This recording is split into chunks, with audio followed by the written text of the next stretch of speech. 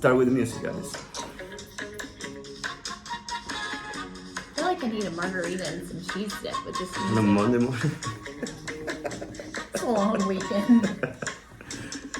Welcome to episode number 7. Seven. Man, we're growing up. 7 Yes. episodes, huh? Yep. And today we're going to talk about Lake Murray. water. Yes. The lake, our The favorite reason place. everybody wants to move here. I thought the reason everyone wants to move here was to get to know you. Maybe, but probably not. I think that Lake Murray is a big reason. School system is another big School reason. systems and location. Cost of life is another reason. Yes. I'm not going to go into it, but politics is also a reason for Agreed. people moving down here. There's also a lot of growth in the industries around here. So Yep. jobs, relocation. But today we're focusing on Lake Murray. The lake. So, Alison, I know that you put some research in there. You're going to pull it up. I did I'm going to some pull up those stats, numbers sure. that you got. Well, first, let's tell them a little bit about Lake Murray. What do you want to tell them? Well, it's a man-made lake. Mhm. It's not naturally occurring. Mm-hmm. It was built in the 30s for hydroelectric power. Okay. So it actually was not built for recreational use. Mm-hmm. It was built to supply electricity to the Okay. homes. And I think it's super cool that there are still like houses, bridges, cemeteries under the lake. Under the water. Yeah. Yeah, that. Actually, this season they lowered the lake a lot more than they usually lower it. Yes. And there were some spots that you can see headstones from old cemetery. Peeking out. Did you actually get to see I it? didn't know. I went out on the boat. It was a late December, and I hit the bottom on places that I've never thought that I was going to hit bottom. Yeah. Like right in the middle of open water, and you think that's gonna be deep. Well, Not think so about much. it. No, it was nighttime too. It was not. Yeah, it was wasn't not. smart. You shouldn't put it at nighttime anyway. But no, it was so Wait, low. why not? It's, If you're prepared, you're fine to do it. no, you're not. What are you talking about? You cannot be prepared for what other people are going to do. If that's the case, don't get out of your house. You know. But we had a near miss about 7 years ago now, Uh-huh. and I will not boat at night after that. Okay, that's your opinion about boating. I mean, there's a lot of good stuff happening on the lake at night, like the fishing at night. I agree, but it scares me.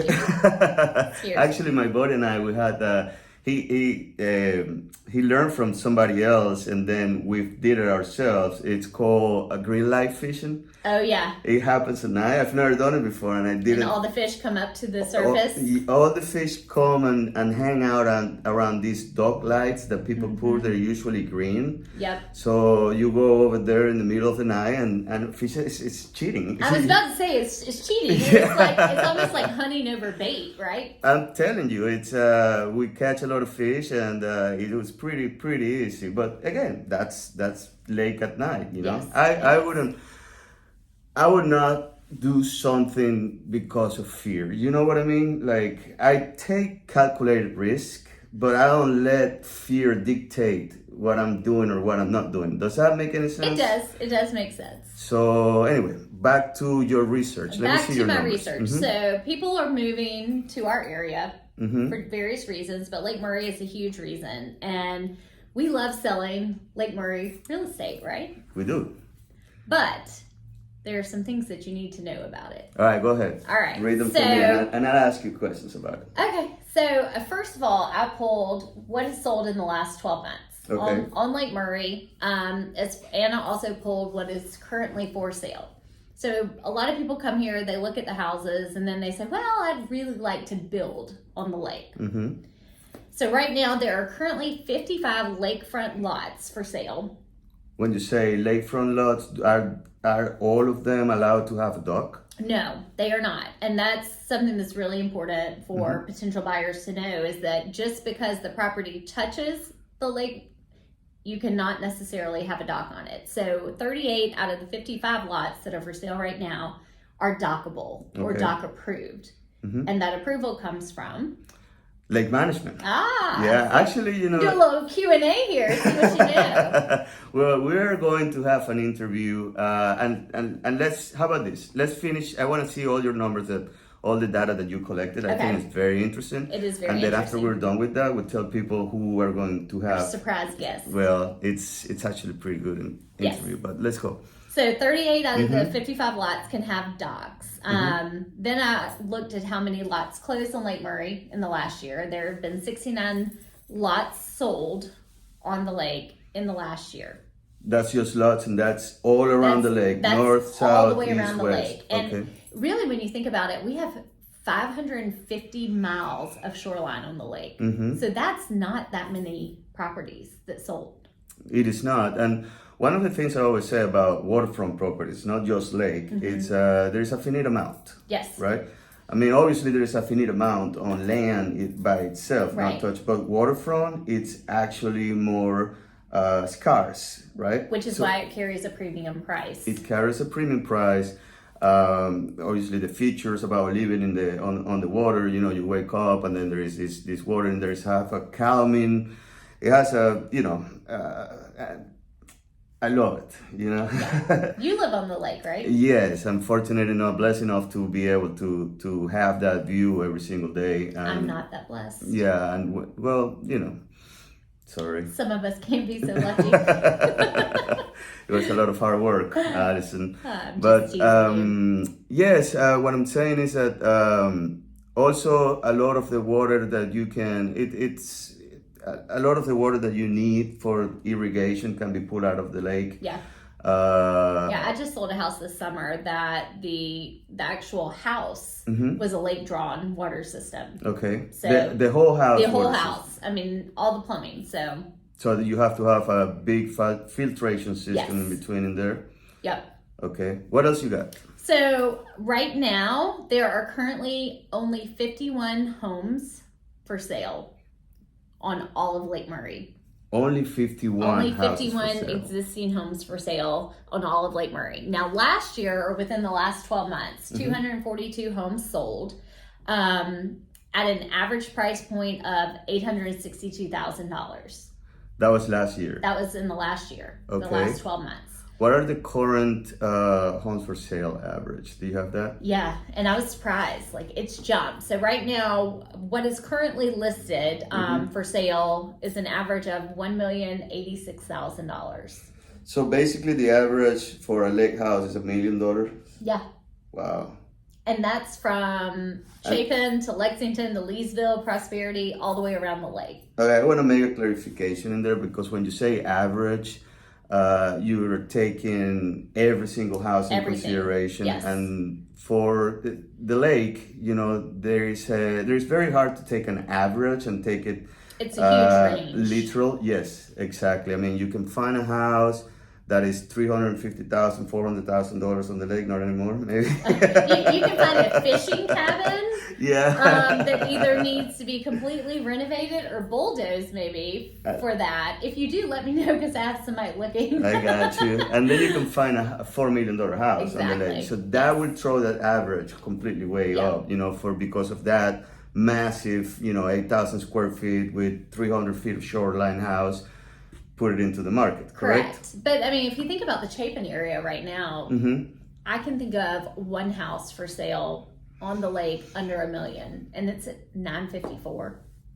Yeah, that's a premium that waterfront property carries, and you know, since it's a finite amount, everybody wants it, and people can pay it. The market dictates the price. It does, yeah.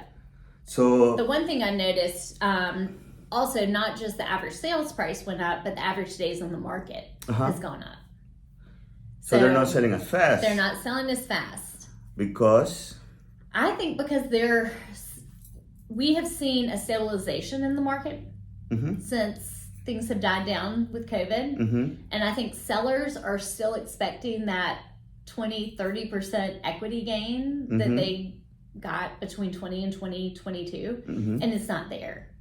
So I think right now some of these prices are a bit high, and until sellers get a little bit more reasonable. So you think the prices on lakefront properties are going to come down? I don't think they're going to come down. I don't think you're going to see a drop in your equity, but I think what people have it listed for currently is a bit high on some of these. Okay. And until they get more reasonable, they're going to sit longer.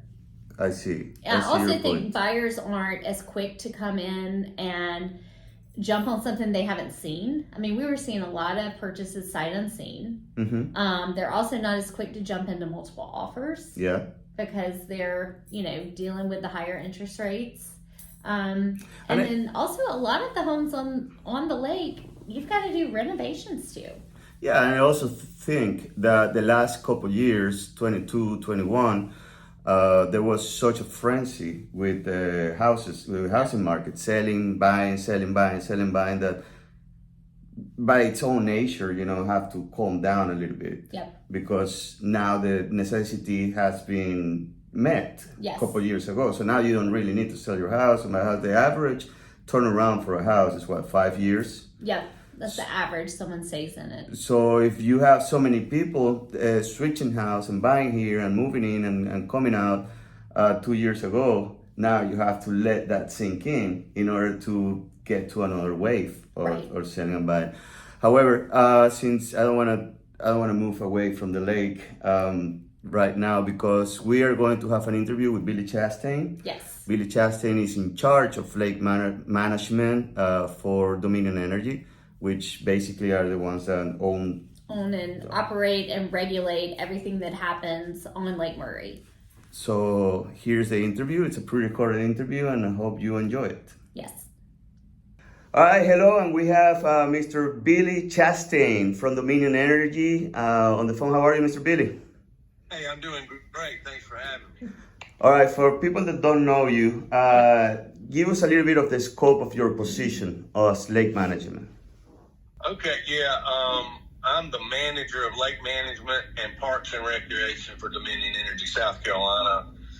So I've got two groups, one that does all the permitting, like dock permits and modifications of that nature, amongst other things. And then I've got a maintenance group that goes and keeps 19 recreational facilities around the lake, the grass cut, the buildings in order, bathrooms clean, that kind of stuff. So before we got on, you said you were in the process of opening up the parks for the season. Yeah, we're going to open up our Lexington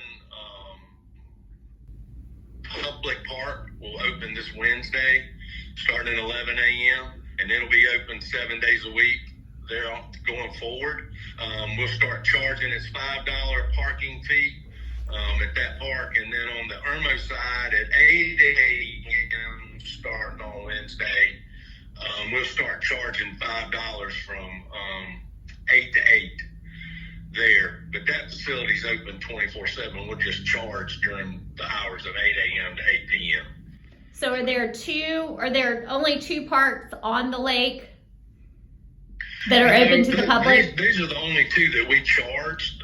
The other boat ramps and canoeage places around the lake are open all the time. Okay.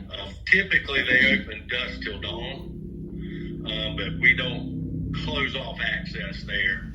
And then we've got a lake up in Fairfield County and Newberry County, Lake Monticello, and it'll open up again on this Wednesday too. So. Okay, perfect. Back to Lake Murray. When you're in charge of not only about public parks, you're also in charge about regulating or maintaining the well-being of the lakefront and residential properties as well, correct? Right. One of our duties is to maintain a shoreline management plan, and there's a lot of rules that we have to follow. That's contingent on our license with the Federal Energy Regulatory Commission. Mm-hmm. So we do spend a lot of time evaluating and trying to reconcile violations that the property owners have done, whether it's an encroachment, they've modified their dock different than what we would allow, have a building on Dominion property, for instance, or some kind of land-based structure that we don't allow. So the shoreline management plan, there are many, many rules that we have to enforce around the lake. And it seems like most of the rules are very much site specific. So, yeah, I mean, each individual lot is different because the contour is different. right. But basically, we've got a certain amount of rules that are from the high water mark, the 360, and that's 360 feet above sea level. Out into the water, we've got a certain amount of rules, and then above that, if we've got a vegetated buffer, which there are a lot of those, a 75-foot vegetated buffer, and a lot of people try to privatize those. Mm-hmm. And so we're spending a lot of our time and resources trying to clear up where those incidents have happened. We're trying to clear up those violations, and most of them are encroachments. They build patios, sheds, stuff like that on Dominion property in a protected area. And again, they're vegetated buffer zones for a reason. Mm-hmm.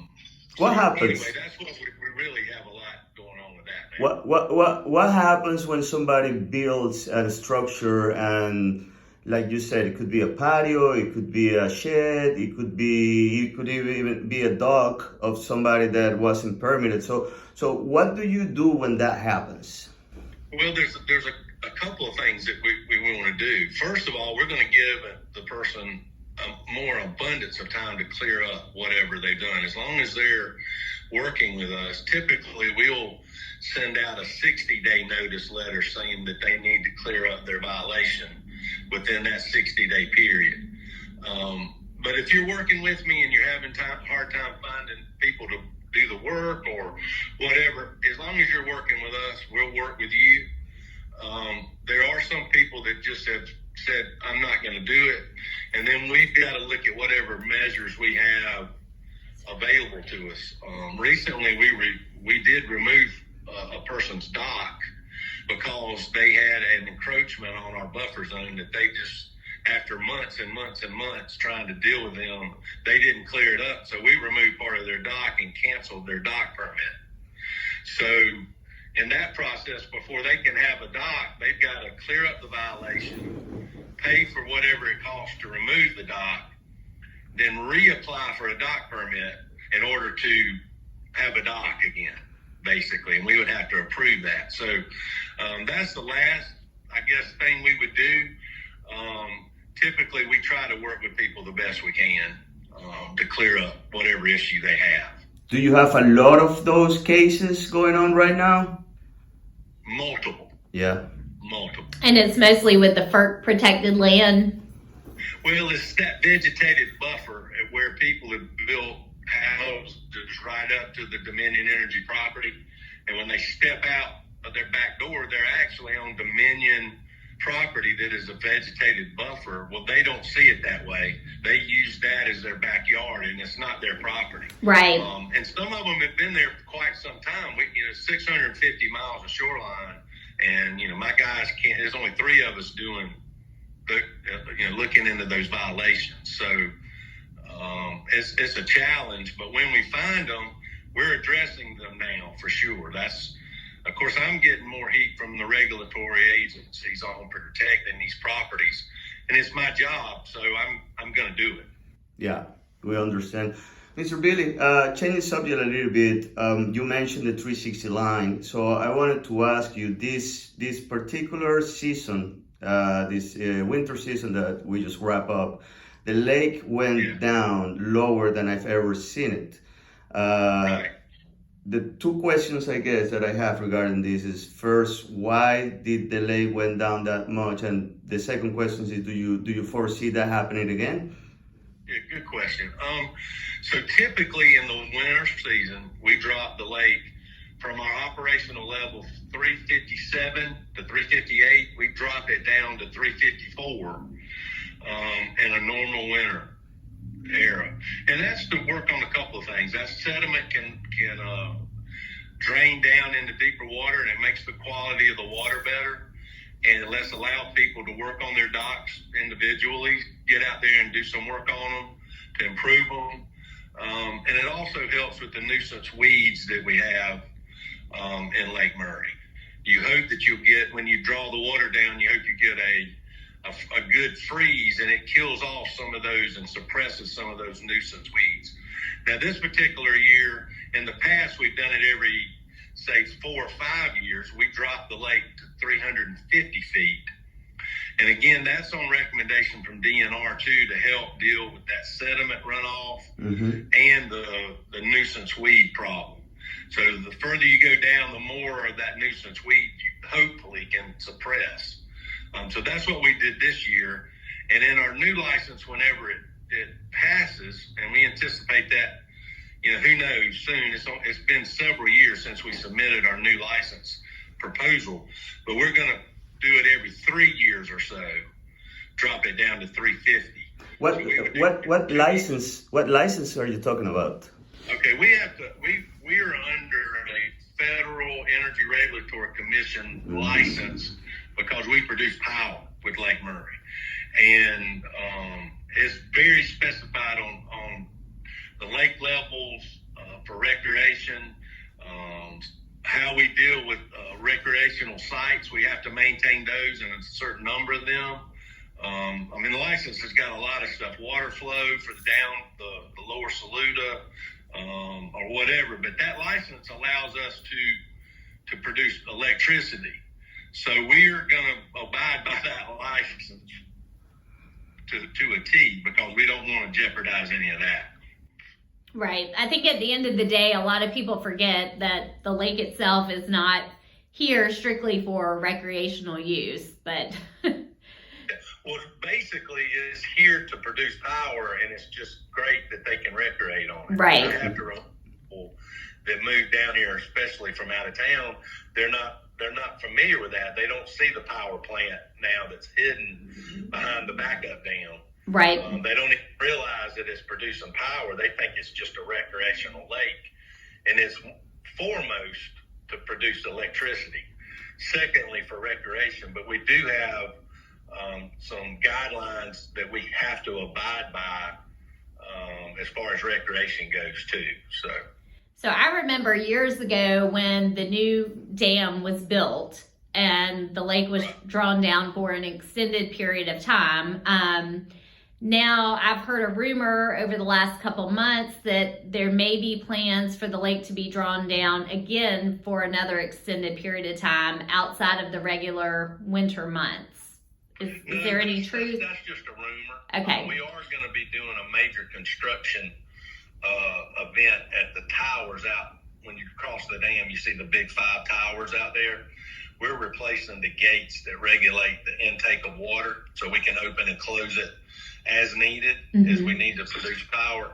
So we are going to do a 2-year maintenance project out there in 24 and 25, but all that has been bid out at the high water mark, so we won't even have to lower the lake a foot to do that. Okay, that's pretty neat that you can actually do that. Something unforeseen, I can't say for specific, but it has all been bid out to be done without a drawdown. Awesome. That's good awesome. to know. Cool. Is there, just to wrap it up, I don't want to take too much of your time. Is there like a message you want to send to people out there, that's something that you think that it'll be helpful for people to know? Any just closing statement for people out there listening? I guess I'd like to close with maybe 2 things. One is we as a company and lake management are concentrating on addressing all violations, especially in these protected buffer zones. And so many of them have been around many years. Don't think the rules have changed. The rules have stayed the same, but I'm catching more attention from these regulatory agencies, the DNR, DHEC, and FERC, as far as making sure we maintain those vegetated buffer zones. So the Dominion hasn't come in and changed the rules, but we are going to really harshly enforce these rules going forward. So anyway, you can expect that's what's going on. And secondly, I would just ask everyone to call our lake management office if they have any questions before they buy property, before they sell property, to get everything disclosed out in the front of it, because if you don't and you have a violation, that's going to be a hard conversation that we're going to have. And sometimes people spend a lot of money to build something that's not allowed. So I've got to tell them, I don't have a gray area in there. You're going to have to tear it down, whether it be a pool or a shed or whatever, a man cave, you name it. It's been done, but we've had to make people tear them down because they're just not allowed. There's no leeway in that. Or even a dog, or even a dog that is sitting there. Even a dock, if it's not permitted, obviously, we would end up removing it if we had to. Mm-hmm. If it's an unpermitted structure on Dominion Energy property, we got to address that. So I would just say communicate with our office. My admin's number is 803-217-9221.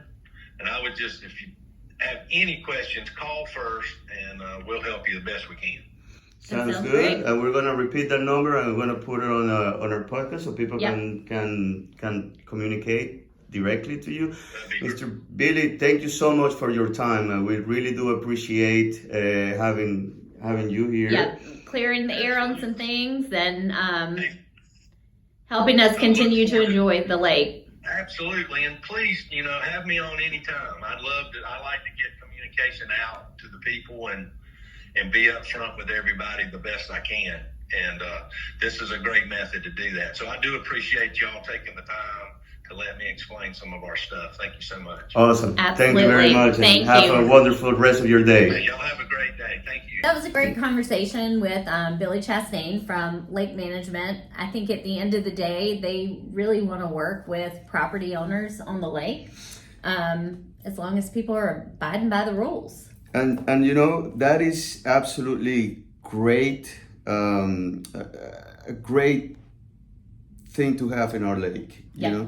Billy was here in our office a couple weeks ago, and I do have this is the second time that we're one-on-one with him, and I do have that sensation that he is honest about the fact that he wants to help people.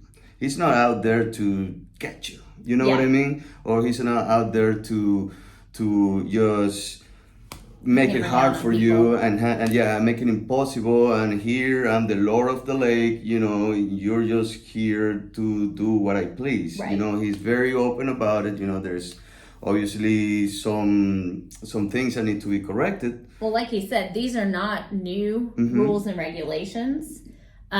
It's just there are more people violating them, and I think a lot of it is people they don't know. Yeah, I agree with you. And that's why he was saying disclose. Yeah. Whether you're selling a property or you're trying to buy a property, almost each parcel that sits on Lake Murray is a bit unique. Not all of them have that buffer zone, that federally protected land. Yeah. And then the next door neighbor may have it. So I think that was super important and really nice of him to provide their information for anyone looking to buy or sell lake property to clarify any questions. And we're going to put the number down here somewhere on the comments or on the somewhere. Somewhere. There. We'll provide it. I just If not, just call us. We'll reward. Yeah, I just rewind and get the number. But yeah, I mean, even if you're buying a house and that house already has a dock on it, Yes. you have to make sure that dock has been permitted. Otherwise, you're going to be buying the problem. Yep. And it's going to be your job to fix it at your expense. And it's going to be our job to make sure that dock is where it should be. That's and the other interesting point that we talked, it was about the lake level, the water level on the lake. I think that was very, because I've heard the same rumor. Yeah, it's going around big time. Why is that? People like to talk. People like to talk. Maybe they should open a podcast and just say, maybe we should open a new podcast and just call it The Rumors. The Rumors. The rumors Rumor around podcast. Lake Murray. Well, we hope you enjoyed learning more about the lake, and I did enjoy it. I think it was very informative. I think so too. So wait till next week to see what we got. And in the meantime, please subscribe, please share, talk about it, Send us our comments, and we love to hear feedback. Really, really, we do this a lot because of the feedback. Yeah. You know, if it's negative, if it's negative, you say it to Alice. If it's negative, we can fix it. We want to get better. Give it to her. If Yeah. it's positive, I can handle it. I'm all open. Just go ahead and tell me how much you love Allison and me. 30 minutes down south. 30 minutes down south. See you next week. Bye. Bye. Ciao.